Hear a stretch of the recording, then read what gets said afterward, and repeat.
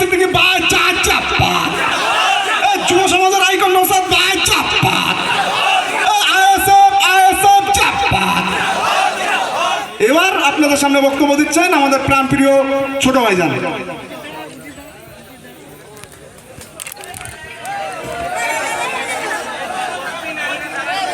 ধন্যবাদ। তো কথা বলার ভাই, ওই দিকটা অনেকটা জায়গা আছে, যারা দেখতে অসুবিধা হচ্ছে ভিতরটা চলে যান না, যাওয়ার রাস্তা আছে সামনে দিয়ে আপনাদের, ওই দিকটা অনেকটা জায়গা আছে, গিয়ে বসতে পারেন আপনারা, ভিতর দিকে চলে যান না, এখানে এত চাপ করার দরকার নেই, গিয়ে আরামসে বসে শুনুন।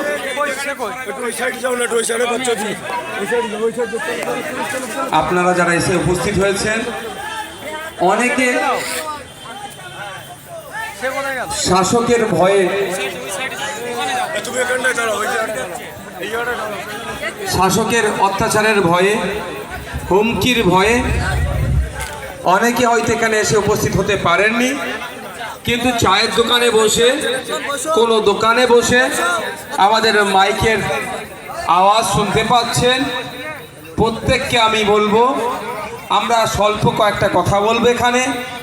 দীর্ঘক্ষণ ধরে আমাদের ইন্ডিয়ান সেকুলার ফ্রন্টের পক্ষ থেকে আখতার রহমান বিশ্বাসের সমর্থনে এই ইটিন্ডা পানিতর অঞ্চলে এই এলাকার মানুষের কাছে এসে আমরা ভোট চাইতে এসেছি। দীর্ঘক্ষণ আপনারা বক্তব্য শুনেছেন, আমাদের একাধিক বক্তারা একাধিক বক্তব্য দিয়েছেন। মূল লক্ষ্যটা এটাই তাদের যে আগামী জুন মাসের 1 তারিখে সকাল সকাল খামচিহ্নে ভোট দিয়ে আখতার রহমান বিশ্বাসকে পার্লামেন্টে পাঠানো, পার্লামেন্টে পাঠানোর পরে তার কি কাজ আছে বা একটা এমপির কি কাজ, সেইটা আপনাদের কাছে আমি একটু শেয়ার করতে চাই। আপনারা শুনবেন? কারা শুনবেন? শুনতে চাচ্ছেন হাত তুলুন তো। আপনাদের একটু জানা দরকার একটা এমপির কাজটা কি। দুঃখের বিষয়, এই ভাই যারা গাছে উঠেছে সাবধানে থাকবে, গাছে না কিসের চালে উঠেছ সাবধানে থাকবে ভাই। এই টয়লেটের ছাদে দেখো ভালোবাসতে যে ভাইজান জিন্দাবাদ বলে নিচে সামনে দিও না, বিপদ হয়ে যাবে। তো আগে জানতে হবে আমাদেরকে, আমরা এই বসিরহাট লোকসভার প্রায় 16 লক্ষের অধিক ভোটার। আমাদের চাওয়া পাওয়া, অভাব অভিযোগ আমরা দেশের আইনসভাতে কিভাবে পাঠাবো। সবাই যদি আমরা এই 16 লক্ষের অধিক মানুষ যদি দিল্লিতে গিয়ে দেশের আইনসভার মধ্যে বলি না, আমাদের সবার পক্ষে যাওয়া সম্ভব হবে না। যাদের শুনছিলেন, যারা শুনবেন তাদের শোনার মতো মানসিকতা বা ধৈর্য থাকবে। সেই জন্যই ভোটিং সিস্টেম। আমরা আমাদের জনপ্রতিনিধিকে দেশের আইনসভায় পাঠাবো।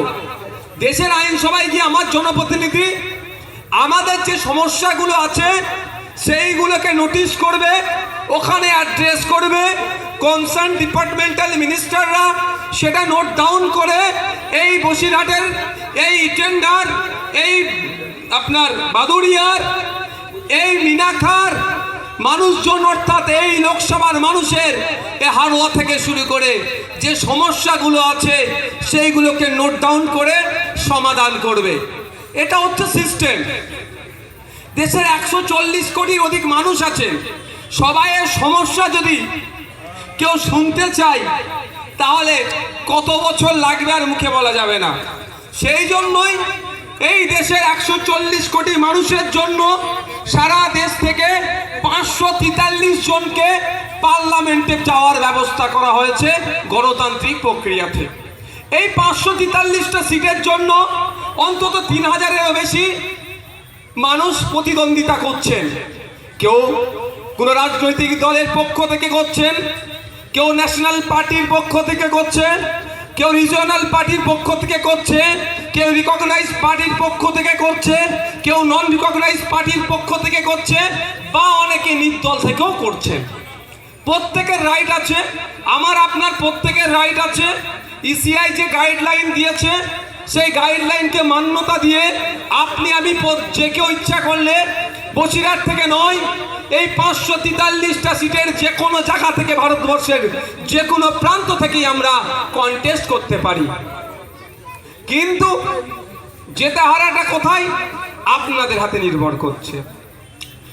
এতজন বসিরহাটে প্রার্থী হয়েছেন, বিজেপির থেকে প্রার্থী হয়েছে, তৃণমূলের থেকে হয়েছে, আইএসএফ এর খামচিহ্ন থেকে হয়েছে, বিভিন্ন রাজনৈতিক দলের পক্ষ থেকে হয়েছে।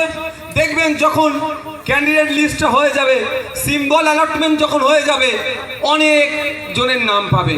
প্রত্যেকের রাইট আছে দাঁড়ানোর, প্রত্যেকেই দাঁড়াতে পারে। 25,000 টাকা জেনারেলের জন্য ফর্ম ওরে ডিসিআর কাটতে হবে, আর কিছু কাগজপত্র আছে সেটাকে মেনটেন করতে হবে। এবার হচ্ছে বিষয়, যে কেউ দাঁড়াতে পারে। এই নির্বাচনী ক্ষেত্রের কথা বলছি, বসিরহাটের মা বাপ ভাই বোন থেকে শুরু করে এই যে ভোটার্সরা আছেন, যাকে চাইবেন যে সংখ্যাগরিষ্ঠ ভোট পাবে সে পার্লামেন্টে যাবে।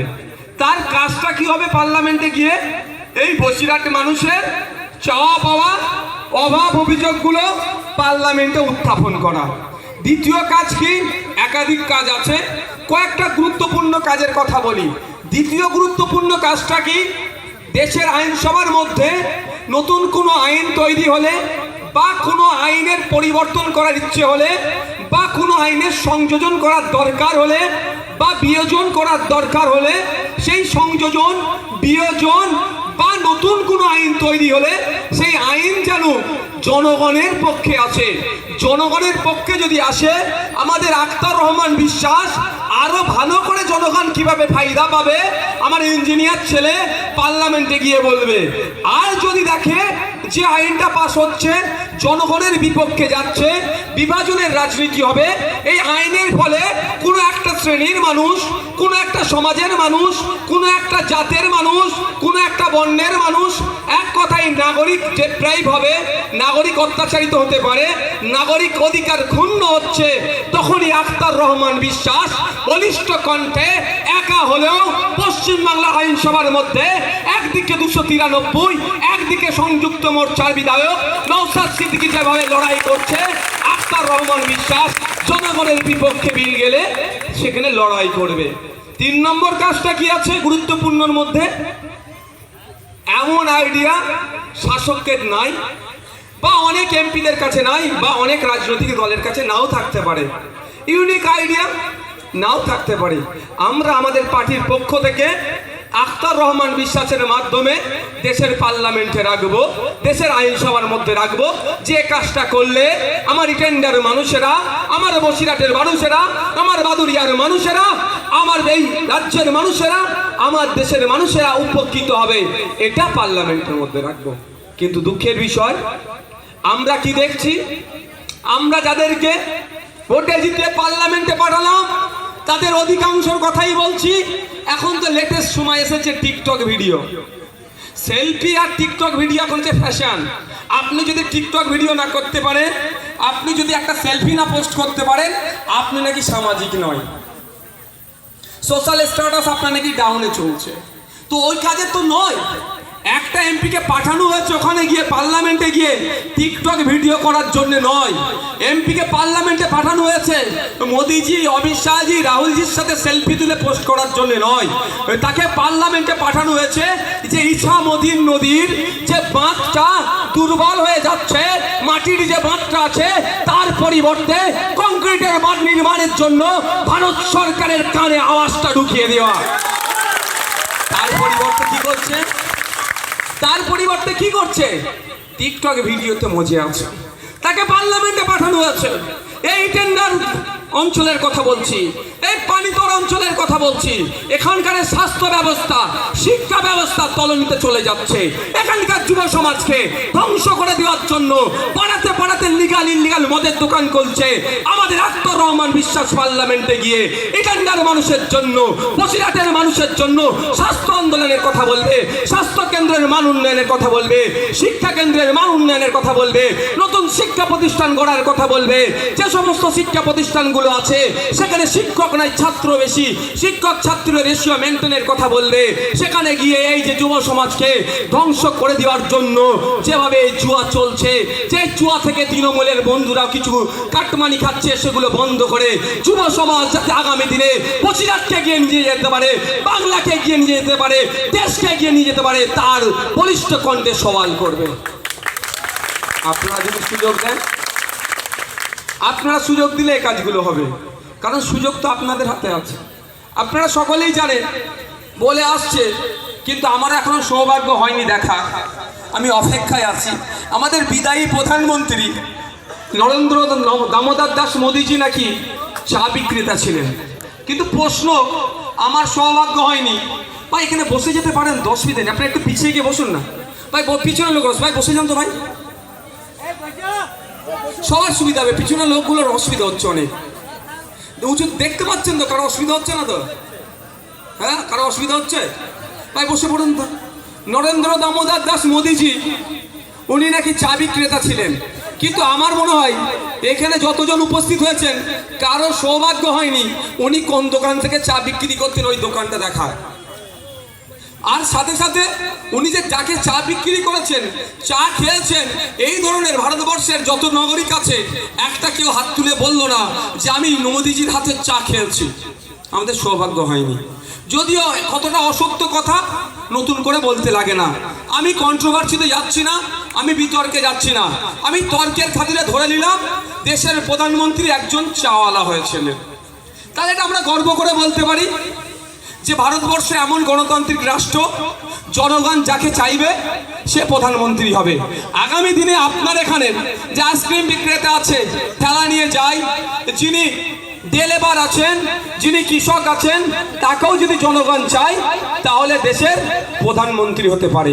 তাই আপনার হাতে ভাগ্য, আপনাদের ভাগ্য আপনাদের হাতে আছে। আপনারা চাইবেন যে আগামী দিনে আপনি কৃষক, আপনি মৎস্যজীবী, আপনার বাড়িতে উচ্চ শিক্ষায় শিক্ষিত হয়ে দুটো যুবক আছে বা একটা যুবতী আছে, তার চাকরিটাকে সুনিশ্চিত করা দরকার। আপনার এখানে যে স্বাস্থ্য কেন্দ্রের বেহাল দশা, ওখানে ডাক্তারের প্রয়োজন আছে, ওখানে নার্সের প্রয়োজন আছে, ওখানে ঔষধের প্রয়োজন আছে, শিক্ষা ব্যবস্থা ধ্বংস করে দিচ্ছে, এটার মান উন্নয়ন হওয়া দরকার। বেকারত্বের শীর্ষে আমাদের দেশ এগিয়ে যাচ্ছে, এই বেকারত্ব কমানো দরকার। এর হয়ে কথা বলার জন্য একজন জনগণের জনপ্রতিনিধি দরকার। যদি আপনারা চান তাহলে আপনাদের বলবো, কোন প্ররোচনায় পা দেওয়ার দরকার নাই, কারো বিভাজনে পা দেওয়ার দরকার নাই, কোন লোভের কাছে আত্মসমর্পণ করার দরকার নাই, কোন ভয়ের কাছে আমাদেরকেও আত্মসমর্পণ করা দরকার নাই। সকাল সকাল 1 জুন যাবেন, সকাল সকাল উঠবেন, আপনাদের মূল্যবান ভোট খাম চিহ্নে দিয়ে আখতার রহমান বিশ্বাসকে পার্লামেন্টে পাঠান। আপনি যদি আম খেতে আপনার ইচ্ছা যায়, আপনাকে বলবো আর পরের খেতে আপনাকে চাষ করতে হবে না। প্রথম কথা বলবো, পরের খেতে আর চাষ করতে যাবেন না। আপনার ক্ষেত আছে, আপনি চাষ করতে জানেন, আপনার খেতে ফলান। কারণ ইতিপূর্বে 17 বার আপনারা পার্লামেন্টে পাঠিয়েছেন। আপনার দাদু ভোট দিয়েছে, আপনার বাবা ভোট দিয়েছে, এখন আপনারা ভোট দিচ্ছেন। 17 বার 1952 সাল থেকে আপনারা ভোট দিয়ে পার্লামেন্টে আপনাদের সুখ দুঃখের কথা বলার জন্য পাঠিয়েছিলেন। এই 17 বারে বিভিন্ন রাজনৈতিক দলের পক্ষ থেকে গিয়েছে, কিন্তু দুঃখের বিষয় ইছামতির যে বাঁধ কংক্রিটের নির্মাণ হোক, এই 17 বারের মধ্যে একবারও কাউকে বলতে শুনলাম না। আমাদের তাহলে কথা কে বললো? আমরা তো পর পর ভোট দিয়ে পাঠাচ্ছি, আমাদের কথা কি বলবে? আমাদের সমস্যা সমাধানের জন্য তো পাঠাচ্ছি আমরা, তার ব্যাংক ব্যালেন্স বাড়ানোর জন্য নয়। তার 1 বছরে 5 কোটি টাকা এমপি ল্যাডে আসে, 5 বছরে 25 কোটি টাকার মধ্যে 20% 30% কাটমানি খাওয়ার জন্য পাঠাচ্ছি না আমরা তাকে পাঠিয়েছি শুধু 5 বছরে 25 কোটি নয়, আরো বেশি করে নিয়ে এসে কিভাবে বসিরহাটের মানুষকে উন্নতির চরম শিখরে নিয়ে যাওয়া যায়, এখানকার মানুষের চাওয়া পাওয়া অভিযোগগুলো কিভাবে পূরণ করা যায়, তার জন্য চিৎকার করতে হবে দেশের আইনসভার মধ্যে। তার ঠিক উল্টো হচ্ছে। কি দেখলাম? কৃষকদের বিরুদ্ধে। এখানে তো রেখা পাত্র মহাশয় দাঁড়িয়েছে না বিজেপির পক্ষ থেকে, আজকে দেখছিলাম ওনাকে কি সব ডিস্টার্ব করছিল। আমি এই মঞ্চ থেকে দাঁড়িয়ে বলছি, আমি ডিস্টার্বেরও বিরোধী। যেভাবে অধীর রঞ্জন চৌধুরীকে ডিস্টার্ব করা হচ্ছে, অধীর রঞ্জন চৌধুরী এই ডিস্টার্বের আমি বিরোধী। এটা গণতান্ত্রিক রাষ্ট্র, এই রাষ্ট্রটাকে ব্রিটিশ মুক্ত করতে গিয়ে অধীর রঞ্জন চৌধুরীর পরিবারের লোক হয়তো শহীদ হয়েছে, রেখা পাত্রের পরিবারের লোকরা হয়তো শহীদ হয়েছে বা আত্মত্যাগ করেছে, বা আমাদের আক্তার রহমান বিশ্বাসের পরিবারের লোকেরা কিন্তু দেশ স্বাধীনের জন্য লড়াই করেছে। আমরা গণতান্ত্রিক দেশ পেয়েছি, প্রত্যেকের রাইট আছে, সে যেখানে জায়গায় ফ্রিলি মুভ করতে পারবে। হ্যাঁ, right two movement, freedom of movement সংবিধানের আর্টিকেলে উল্লেখ আছে একদম। সংবিধানে আমার অধিকার দিয়েছে ফ্রিডম অফ মুভমেন্ট, যেভাবে আটকানো হচ্ছে আমি ধিক্কার নিন্দা জানাচ্ছি। এটা তৃণমূলের চক্রান্ত, তারা পেরে উঠতে পারছে না, বিরোধীদের সাথে এগুলো করছে। তবে একটা কথা, রেখাপাত্র মহাশয়ের উদ্দেশ্যে এখান থেকে আমার বার্তা, রেখাদি, এই বসিরহাটের মানুষেরা সব থেকে বেশি চাষি মানুষ, তাই তো নাকি? এখানে চাষি কারা আছে একটু হাত তুলুন তো, এই টেন্ডাতে দেখি। ওরে বাবা, অর্ধেকের বেশি তো মনে হয় নাকি? রেখাদির উদ্দেশ্যে বক্তব্য আমার, যে আপনি বিজেপির নামে ভোট চাইছেন, মোদিজির নামে ভোট চাইছেন, অমিত শাহজির নামে ভোট চাইছেন, কিন্তু ভুলে যাচ্ছি না আমরা ভোট দিয়েই মোদিজি তৈরি হয়েছে, মানুষের ভোটে তো হয়েছে।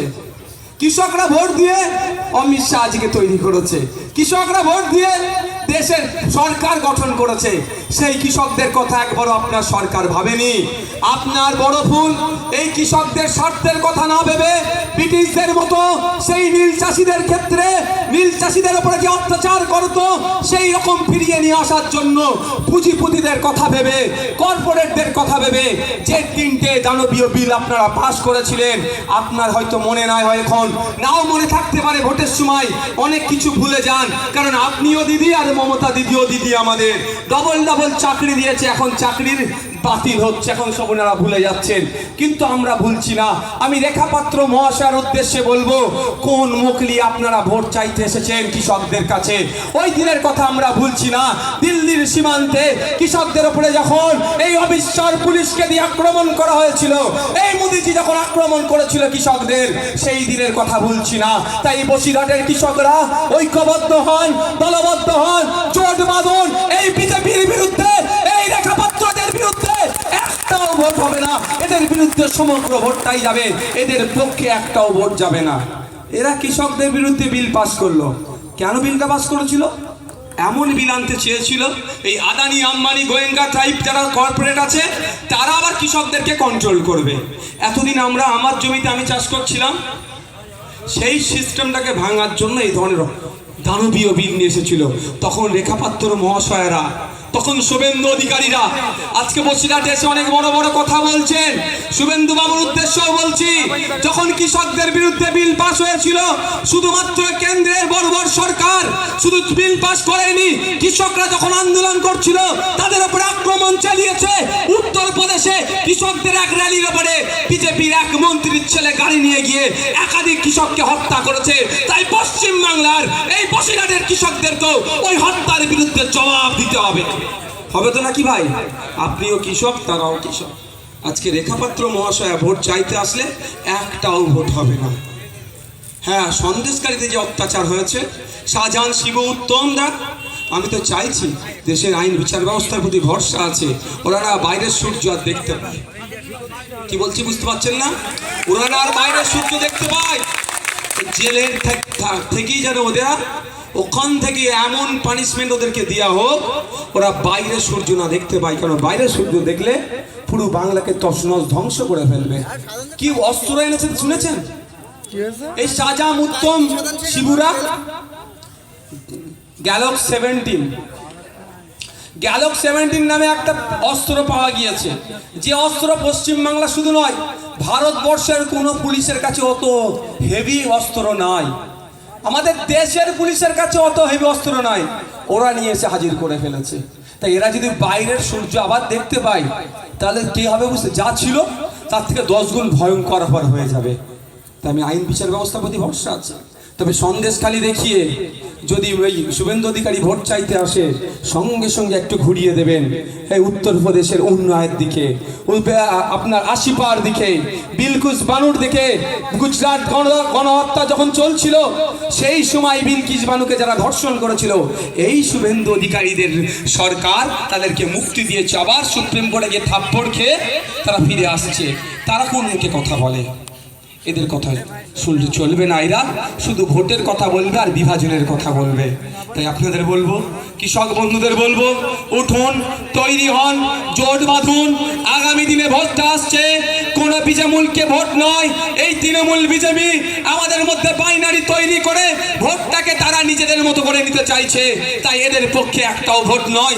আমরা ওই দিনকে ভুলে যাচ্ছি না। কেন্দ্রের বিজেপি সরকার যখন কৃষকদের বিরুদ্ধে বিল পাস করেছিল, সারা দেশের কৃষকরা প্রতিবাদে উত্তাল হয়েছিল। বিভিন্ন রাজনৈতিক দলের পক্ষ থেকে কৃষকদেরকে সংহতি জানিয়েছিল, এই আন্দোলনের সাথে সাথ দিয়েছিল। পশ্চিমবাংলায় ইন্ডিয়ান সেকুলার ফ্রন্টও কৃষকদের টাকা ভারত বন্ধকে সমর্থন জানিয়েছিল।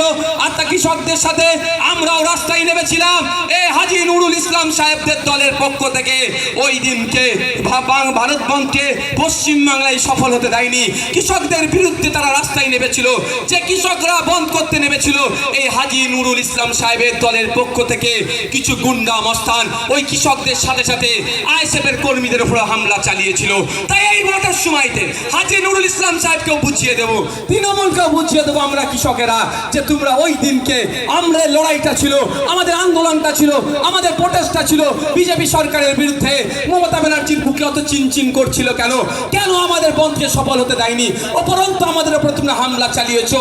তাই এই জুন মাসের 1 তারিখে আমাদের ভোটটাও কোনো বিজেমূল তৃণমূল বিজেপির পক্ষে যাবে না। ভোটটা আইএসএফের পক্ষে যাবে, খামচিনের পক্ষে যাবে।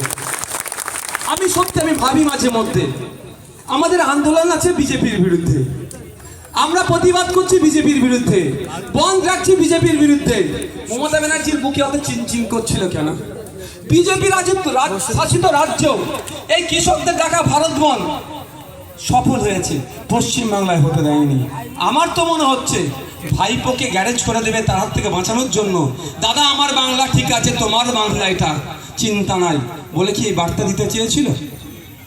কি মনে হচ্ছে কৃষক ভাইরা? তো যোগ্য জবাব দেওয়ার সময় এসেছে তো নাকি ভাই? এসেছে তো? কৃষক ভাইদের উদ্দেশ্যে একটা ডেটা দিই।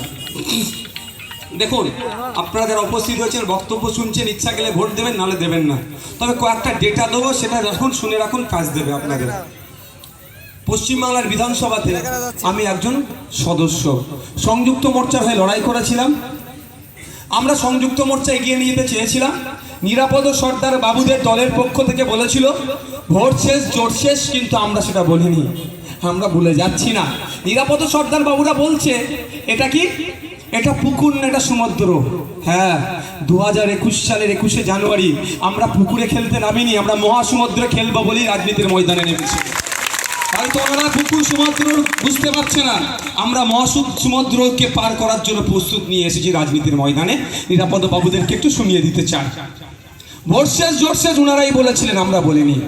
দেখ, যেটা বলছি, আমি পশ্চিমবাংলার বিধানসভায় সংযুক্ত মোর্চার একজন জনপ্রতিনিধি হিসাবে এখনও আছি, এবং যতদিন 2026 পর্যন্ত আমার পিরিয়ড আছে অতদিন আমি বলে যাব আমি নেমক হারাম নয়, আমি বলে যাব সংযুক্ত মোর্চার আমি বিধায়ক।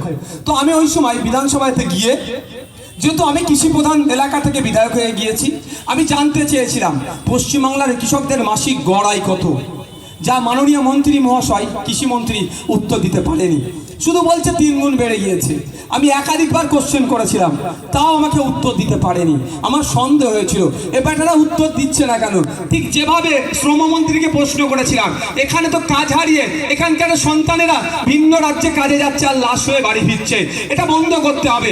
আমি ওইটা আমার সন্দেহ হয়েছিল যে আমাদের রাজ্য থেকে ভিন্ন রাজ্যে কাজে গিয়েছে এই ধরনের সংখ্যা কত। শ্রমমন্ত্রীকে জিজ্ঞাসা করেছিলাম, উনার দপ্তর, উনি বলছে আমার কাছে জানা নাই। ভাবতে পেরেছেন? সে কথাই আছে না, আমি মন্ত্রীকে বাঁদর বলছি না, খারাপভাবে নেবেন না, আমি উদাহরণের জন্য বলছি। বাঁদরের হাতে খড়ি নরকেল দিলে কি হবে?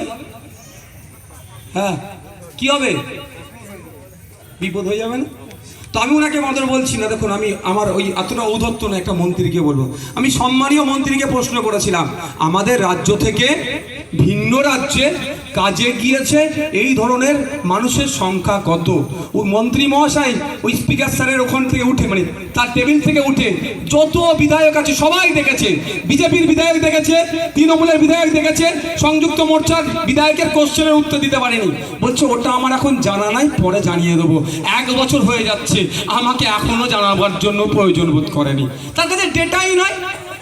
তো এই ধরনের কোশ্চেন যখন করেছিস আপনার মন্ত্রীকে, কৃষিমন্ত্রীকে উত্তর দিতে পারেনি, একাধিকবার প্রশ্ন করেছি উত্তর দিতে পারেনি।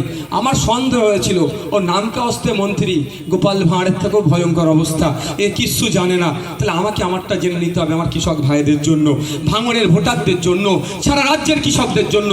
কৃষি প্রধান রাজ্য আমরা, 50% মানুষ সরাসরি কৃষিকাজের সাথে যুক্ত। পশ্চিমবাংলার 70% মানুষ প্রত্যক্ষভাবে প্রত্যক্ষভাবে 70% মানুষ এই কৃষিকাজের সাথে যুক্ত। তাহলে এদের কথা ভাবতে হবে আমাকে। আমি ডেটা দেখতে লাগলাম, আমি একটু গবেষণা, একটু পড়াশোনা করতে লাগলাম। এডুকেশন হ্যাজ নো এন্ড, শিক্ষার শেষ নাই। আমি যে বিদ্যাসাগর এটাও বলছি না, স্বল্প জ্ঞান আছে আর জ্ঞানের আমি অন্বেষণ করি। যারা এই বিষয়ে এক্সপার্ট তাদেরকেও জানতে চাইলাম। দেখতে দেখতে ভারত সরকারের দিয়ে একটা ডেটাতে দেখলাম পশ্চিমবাংলার কৃষকদের মাসিক গড়াই দেখে আমার মাথা খারাপ হয়ে গেল। আমি আরো খুঁজতে লাগলাম, কাশ্মীর দেখলাম, কাশ্মীর আমরা মাঝে মধ্যেই পেপার পত্রিকায় দেখি। কাশ্মীরের কৃষকদের মাসিক গড়াই কত? হরিয়ানার কৃষকরা BMW চেপে ঘুরছে, মার্সিডিজ চেপে আসছে। পাঞ্জাবের কৃষকরা মার্সিডিজ চেপে ঘোরে, BMW চেপে ঘোরে। আর আমাদের ওয়েস্ট বেঙ্গলের কৃষকদের অবস্থা এত খারাপ কেন? দেখতে দেখতে দেখলাম হরিয়ানার কৃষক, পাঞ্জাবের কৃষক, মহারাষ্ট্রের কৃষক, কাশ্মীরের কৃষক, মেঘালয়ের কৃষকদের মাসিক গড়াই কারো 22,000, কারো 18,000, কারো 19,000, কারো 15,000 মাস গেলে ইনকাম করে। আর আমরা অভাগা, মমতা ব্যানার্জির রাজ্যে আমরা পড়ে আছি। আমাদের এত ভালোবাসা মমতা ব্যানার্জি দিচ্ছে, আমাদের কৃষকদেরকে ভালোবেসে পুঁতে ফেলার চেষ্টা করছে। মাত্র মাস গেলে 7,000 টাকার নিচে ইনকাম, বিলো 7,000। 7,000 টাকা, 60 নয়, 60 নয়, 7 ইংলিশে 7, বিলো 7,000, 7,000-এর নিচে ইনকাম। আমার তো মাথা গেল ঘুরে, তাহলে আমার দেখার ইচ্ছা গেল। আচ্ছা, এই বক্তব্য দিচ্ছে কারো অসুবিধা হচ্ছে নাকি? এগুলো আপনাদের জেনে রাখা দরকার। আবারও বলছি, ইচ্ছে গেলে ভোট দেবেন, তাহলে আপনাদের হয়ে লড়াই বেশি করে করতে পারবো। না ইচ্ছে গেলে যাকে ইচ্ছা ভোট দেবেন, যে যাকে ভোট দিয়ে পার্লামেন্টে পাঠাবেন তার কাজের ভুল হলে সমালোচনা করব, আমি জোর করব না। রাতের অন্ধকারে 5,000, 2,000, 500, 100 বা হুমকি দেবো, ভোটার কার্ড কেড়ে নেবো, এ কাজ আমি করব না। তবে একটা কথা, গ্রামে গঞ্জের কথা বলছি, ভোটার কার্ড কেড়ে নিলে ভাববেন না যে আপনি ভোট দিতে পারবেন না। 15টা আইটেম আছে, ব্যাংকের পাসবুক থেকে শুরু করে ছবি দিয়া সরকারি স্ট্যাম্প লাগানো যে কোনো কাগজ নিয়ে যাবেন, আপনারা ভোট দিতে পারবেন। তৃণমূলের বন্ধুরা যদি ভোটার কার্ড কেড়ে নেয় কিচ্ছু বলবেন না, আধার কার্ডটা নিয়ে চলে যাবেন, ব্যাংকের পাসবুক নিয়ে চলে যাবেন, ড্রাইভিং লাইসেন্স নিয়ে চলে যাবেন, স্কুলের সার্টিফিকেট থাকলে সেটা নিয়ে চলে যাবেন। এই ধরনের 15টা আইটেম আছে, নিয়ে যাবেন। আপনাদের জ্ঞাতার্থে জানিয়ে দিলাম। তো আমি দেখলাম যে তাহলে সব থেকে বেশি ইনকাম কার গেলে মাস গেলে? আমি দেখে অবাক হয়ে গেলাম। মেঘালয় রাজ্যের মাস গেলে ইনকাম হচ্ছে 29 থেকে 30,000 টাকা। ভাবতে পেরেছেন? মাস গেলে মেঘালয় রাজ্যের কৃষকদের মাসিক গড় আয় পরিবার পিছু 29 থেকে 30,000 টাকার। আমরা এত অভাগা, আমাদের 7,000 টাকার নিচে। এটা ডেভেলপ করার জন্য, এটাকে বাড়ানোর জন্য, পশ্চিমবাংলার কৃষকদের মাসিক গড় আয় যাতে বাড়ে সেটা বাড়ার জন্য আমাদের যাদের কণ্ঠ করে রাজ্যের আইনসভার মধ্যে পাঠিয়েছিলি, যাদেরকে বলার জন্য দেশের আইনসভার মধ্যে পাঠিয়েছি, তারা ঠিকঠাক দায়িত্ব পালন করেনি বলে আজকে আমরা এত তলনিতে পড়ে আছি। আমরা যদি দায়িত্ব নিয়ে আওয়াজটা শুধু রাজ্যের আইনসভার মধ্যে নয়, রাজ্যের আইনসভার মধ্যে মাননীয় মন্ত্রীকে আমি বলেছি যে আমাদের কৃষকদেরকে বিজ্ঞানসম্মতভাবে ট্রেনিং দিয়ে এবং কৃষকদেরকে যে সাবসিডিগুলো আছে সেটাকে বুঝিয়ে দিয়ে এবং উৎপাদিত ফসল মধ্যখানে যে দালালগুলো আছে সেইগুলোকে ধ্বংস করে দিয়ে সরাসরি কৃষকরা তাদের ফসলের যাতে দাম পায় তার ব্যবস্থা করতে হবে। এই আওয়াজটা শুধুমাত্র রাজ্যের আইনসভার মধ্যে আমরা সীমাবদ্ধ রাখতে চাইছি না, এই আওয়াজটা আমরা দেশের আইনসভার মধ্যে পাঠাতে চাইছি। এই আওয়াজটা, এই কৃষকদের কণ্ঠটা, কৃষকদের বঞ্চনার যে শিকার হচ্ছে, এটা আমরা দেশের আইনসভার মধ্যে পাঠাতে চাইছি। তাই কৃষক বন্ধুরা, আপনারা যদি এগিয়ে আসেন, আপনাদের পরিবারের কথা ভেবে, আপনাদের ভবিষ্যতের কথা ভেবে, তাহলে আসুন আমাদের হাতকে শক্ত করুন। আমরা পার্লামেন্টে আপনাদের আওয়াজটাকে পৌঁছে দেবো, যাতে করে রাজ্যের আইনসভার মধ্যে, দেশের আইনসভার মধ্যে মধ্যখানে কৃষকরা মাঠে ময়দানে লড়াই করে তাদের মাসিক করার আয় বাড়ে, তার লড়াই আমরা থাকবো। এবার আপনাদের উপরে নির্ভর করছে। ভাই আজকে আমার হাতে একগুচ্ছ দিয়েছে আপনাদের এখান থেকে, আর ট্রান্সপোর্টের কথা থেকে শুরু করে, এই দাদাগিরি তোলাবাজি থেকে শুরু করে, আবাস যোজনার ঘর দেওয়ার জন্য প্রতিশ্রুতি দিচ্ছে। এখন আপনাদের বলি, এই ব্যাটা করে সব ম্যাক্সিমাম জেলে যাবে। তিহার জেল পরিষ্কার হচ্ছে, প্রেসিডেন্ট জেল পরিষ্কার হচ্ছে, আর তার এদের কথা ভেবে এরা অন্তত জেলে গিয়ে যদি একটু ভালো খেতে পাই। বাইরে তো হারাম খেয়ে খেয়ে পেট মোটা করে ফেলছে, জেলে গিয়ে যাতে একটু খেতে পাই। আমাকে 42 দিন জেল খাটিয়েছিল জানেন। আমাকে যেই দিন পুলিশ কাস্টডি থেকে জেল কাস্টডি হচ্ছিল, আমার উকিল জজকে বলে ফেলেছিল যে আমার মক্কেল অর্থাৎ MLA কে ডিভিশন 1 দেওয়া হোক, অর্থাৎ জেলে গেলেও ভিআইপি ট্রিটমেন্ট পাওয়া যায়, জেলে গেলেও ভিআইপি ট্রিটমেন্ট পাওয়া যায়। ওই দেখতে পাচ্ছেন না, কদিন ধরে পেপারে আসছিল, এই কচি পাঁঠার মাংস খেতে ইচ্ছা করেছিল এই পার্থবাবুকে, এটা ভিআইপি ট্রিটমেন্ট পাওয়া যায়। নেতা তো আমরা, আমাদের বিশাল ব্যাপার। তো আমার অ্যাডভোকেট বলে ফেলেছিল, তখন কিন্তু এজলাস থেকে আমাদের বিশ্বজিৎ দাও ছিল, আমি বলেছিলাম যে আমার ভিআইপি ট্রিটমেন্ট লাগবে না, কারণ একাধিক আছে। আমি দুটো কারণ আজকে বলছি, সময় স্বল্প। প্রথম কারণ হচ্ছে, চটে বসা লোক আমাকে ভোট দিয়ে আমাকে ভিআইপি বানালো। যেদিন কি আমার চটে বসা লোক ভিআইপি ট্রিটমেন্ট পাবে, তারপরে এই নেতা ভিআইপি ট্রিটমেন্ট নেবে। দ্বিতীয় কথা, আমার ভালোবাসার মানুষেরা যারা ভোট দিয়ে দেশ গঠন করছে, যারা ভোট দিয়ে মুখ্যমন্ত্রী তৈরি করছে, যারা ভোট দিয়ে প্রধানমন্ত্রী তৈরি করছে, যারা ভোট দিয়ে নেতা তৈরি করছে, তাদের সাথে কি আচরণ হয়, তারা জেলে গিয়ে কি খায়, সেটাও আমাকে ধরতে হবে। তো ওইটা আমি গিয়ে প্র্যাকটিক্যাল অনেক কিছু দেখেছি। আমি বিধানসভায় বলেছিলাম যে স্যার, স্পিকার স্যারকে বলেছিলাম, স্যার যে মাছ কাটে তার হাত কেটে যায় না, একটু খোঁজ নিতে হবে। এত পাতলা, আমি কি পাতলা, আমার থেকে পাতলা মাছ। তো কেন বলেছিলাম, আমি তো বুঝতে পারছি লাইন এদের হচ্ছে, ছাড় হবে নাকি, একটাও ছাড় হবে না। এখান থেকে মাইকের আওয়াজ যাচ্ছে, অনেক দূরে মাইক লাগিয়েছে, তৃণমূলের বন্ধুরাও শুনছে, যে পঞ্চায়েতের মেম্বার থেকে শুরু করে, জেলা পরিষদের মেম্বার থেকে শুরু করে, সভাধিপতি থেকে শুরু করে, পঞ্চায়েতের প্রধান থেকে শুরু করে, পঞ্চায়েত সমিতির সভাপতি, প্রত্যেকের উদ্দেশ্যে বার্তা দিয়ে রাখছি, যেভাবে জনগণের টাকা আপনারা লুট করছেন, এই আবাস যোজনার নামে লোককে ভুল বুঝিয়ে, কাউকে ফর্ম ফিল আপের নামে 1000-1200 টাকা করে তুলছে, বা কেউ 2000, 4000, 10,000, 15,000 যার কাছ থেকে যা পাচ্ছেন নিয়ে নিচ্ছেন। আবাস যোজনা দেবো, তার পরিবর্তে যার দোতলা বাড়ি, যার পাকা বাড়ি, যার বাড়ি ফ্রিজ আছে, যার মাছ ধরার ট্রলার আছে, যার বাড়ি 4 চাকা আছে, যার বাড়ি বাইক আছে, তাকে ঘর পাইয়ে দিচ্ছেন। আর আমার এলাকার, আমার বুথের এই টেন্ডা পানিতলের এলাকার গরিব মানুষ, যার হয়ে বলার কেউ নাই, সে বাড়ি পাচ্ছে না। খুব ভালো লাগছে। ক্ষমতায় আগামী দিনে আমরা আসছি, আগামী দিনে ক্ষমতায় আমরা আসছি। প্রতিটা অঞ্চলকে নিয়ে আমরা কমিশন বসাবো। শুনে রাখুন আপনারা, প্রতিটা অঞ্চল নিয়ে আমরা কমিশন বসাবো। 100 দিনের কাজের টাকা যেভাবে লুট করেছে, আবাস যোজনার টাকা যেভাবে মিসইউজ করেছে, বিভিন্ন প্রকল্পের টাকা একটা অঞ্চলে কম করে বছরে 5 কোটি, সর্বোচ্চ 10 কোটি টাকা আসে। 5 বছরে 25 থেকে 50 কোটি টাকা এসেছে। কিন্তু যারা লুট করেছে তাদের বলবো, লুট করে বসিরহাট শহরে